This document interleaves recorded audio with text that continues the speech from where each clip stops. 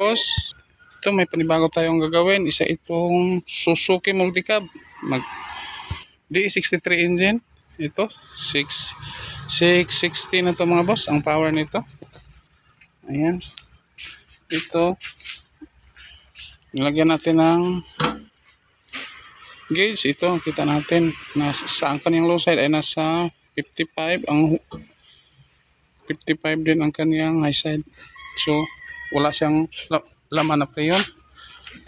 Hangin lang ang nasa loob niya. Ito mga boss, ayan, ito ang kanyang upuan.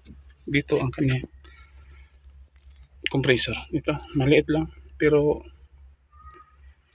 super lamig to. Okay. Ayan mga boss, ito medyo maluwag siya. Higpitan natin ito mamaya. Okay, dagdag tayo ng preyon nito, tsaka oil, compressor oil, tsaka calibrate natin, linis ng system, balik to sa dating lamig.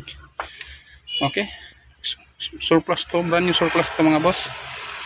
Ayan, ganda ng multicab ni Bossing. Check muna natin check muna tayo dito kung mayroon bang oil at saka preyon. Wala talaga siyang oil. Dito rin natin nalaman kung black oil na ba siya. Yan, medyo hindi pa. Okay. Doon tayo magdagdag ng oil.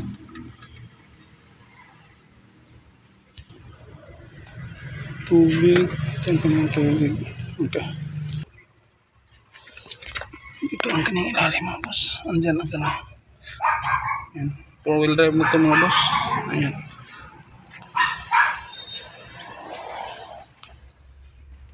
Okay, higpitan natin to. Ito, isa lang itong number 12. At isa doon sa baba. Ito nuluwagan natin. Okay. Abangan. So, update tayo. Malamig na to. So, niroad test pa natin. Ayan. Dito tayo. May higpitan pa tayo ditong tornilyo ang kanyang belt sa kanyang AC. Medyo maluwag mga boss. Ayan. Continue. Yan. Maluwag. Higpitan natin ng konti yan. Hindi yung masyadong mahigpit. Yung tamang-tama lang. Yan. Luluwagan pa natin. Dalawang tornilyo lang yan. 12, number 12. Okay, at saka doon sa baba. Okay. Tapos, hugutin dito. Pupunta dito. Okay. Tapos dito, may nilagay tayo dito ang auxiliary fan. Ayan, pansin nyo, nagkasya din dito ang kanyang auxiliary fan. Tamang tama sa kanyang condenser. Okay. Ayan. Lagyan pa natin ng mga bracket yan para secure talaga siya. Ayan. Siyempre, huwag kalimutan yung coolant palaging i-check. Kapikto yan sa AC natin pag kulang ng coolant. Okay. Ito. Tatanggalin muna natin dito.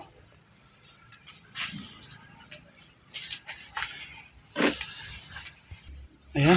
Higpitan na natin mga boss. Ayan. Ayan dito. Ayan. Higpit na siya. Ayan. Ayan mga boss. Tapos na tayo. Magkaga ng preyon. Hindi lang natin ipakita dahil lang mawadali tayo. Ayan. Okay. Start na tayo dito sa loob. Okay na. Balik muna natin itong kanyang upuan. Ayan. Mahigpit na dito. Okay. Balik muna natin to. Okay. Ito mga boss. Dati wala itong aircon. Blower lang ang nasa dito. So, tinignan ni Bossing. May aircon pala. So, pinagana. Ating ginawa. Atong ni-restore ang kanyang AC. Mayroon pa siyang compressor. Kompleto siya lahat. Kulang lang ng preyon, oil, at saka linis ng system. At saka kanyang auxiliary fan. Nilagyan natin ng auxiliary fan. Yan. Lamig, super lamig na siya. Okay. Ito mga boss. Malamig na. Start muna natin. Boss, paki-start ko boss. Okay, start na tayo mga boss. Ayan. Na-start na ni Bossing. Okay, on easy boss. Ayan. Ayan. Una, uwilaw na ang ating AC. Ayan. Huwag kalimutan, nasa recirculation mode tayo at saka full itong kulay blue. Ayan, nakapapuntang noo natin, mukha. Ito. Okay, pasensya ng kamay ko, napakadumi mga boss.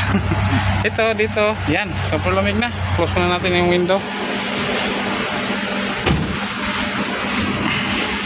Ayan mga boss, pansin niya. Ayan, pahigop ang ating auxiliary fan yan.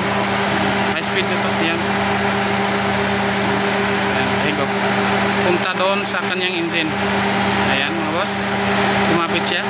Ayan. Ibig sabihin, hinigop siya. Papunta doon ang airflow natin. Okay? Pag off ng AC, mag-off din ito. Dito ang sa kanyang radiator. Ayan mga boss. Okay na. Tapos na tayo. Ayan. Andito na si Buseng. Ayan. Ito si Buseng, yung mayari. Shoutout kay Buseng. Buseng, kumusta? Ang lamig? Okay na ba? Okay na, lamig na masyado. Yan. Yan, super lamig ng mga Buseng. Yan. Oo. Grabe rito. Lamig na masyado. Wow. Ginaw na ako, giling na. Giniginaw na si Buseng. Okay, thank you Buseng. Thank you sa tiwala. Thank you. Thank you. Okay. Thank you mga Buseng. Thank you. And bye-bye. God bless us all. Okay, Suzuki DS63. 2023 model. Ayan. Ayan mga boss. Tingnan nyo. Yung tubig. Yung tulok.